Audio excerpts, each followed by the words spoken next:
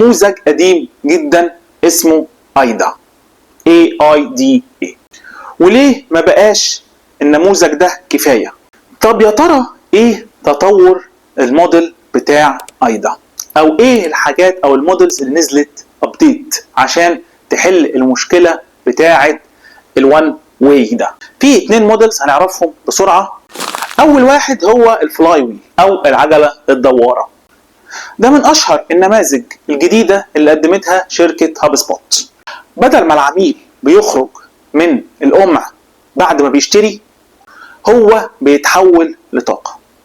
طب ايه الفلاي ويل ده؟ ببساطة هما 3 كلمات. اتراكت، انك تجذب العميل. انجيج، ان هما يتفاعلوا معاك وانت تتفاعل معاهم وحاسين ان هما مشتركين في الحاجة.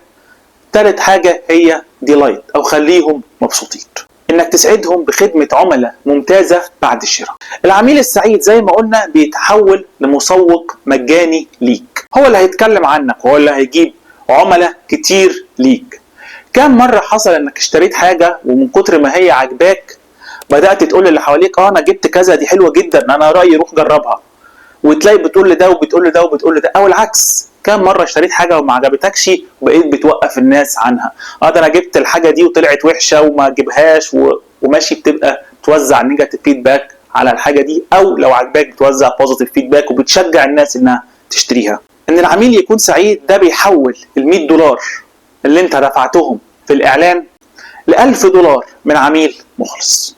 تاني نموذج هو الكاستمر جيرني او رحلة العميل، وده المفهوم الاوسع والاكثر شمولا. بدل ما بنركز على مراحل، بنركز على كل نقطة تفاعل بين العميل والشركة، من اول ما بيسمع عنك مرورا بخدمة العملاء، مرورا بالشراء، مرورا بالاسئلة، مرورا بالريفيوز، كل حاجة من اول ما يسمع عنك لحد ما يشتري. الهدف هو فهم مسار العميل بالكامل بكل نقطة احتكاك مع الشركة، ودي ممكن نعمل لها ونتكلم عليها في حلقة مخصوص. الخلاصة، في جملتين لازم تحطهم في دماغك.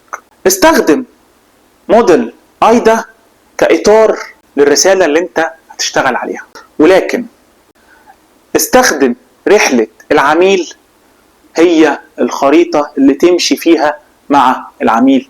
اكسر الايدا، راجع اخر حملة عملتها، فين النقط العميل هرب منها اللي كان المفروض يكمل وينزل على الخطوات اللي بعد كده ولكنه هرب ما كملش. دور عليها وابدأ دور لها على حل.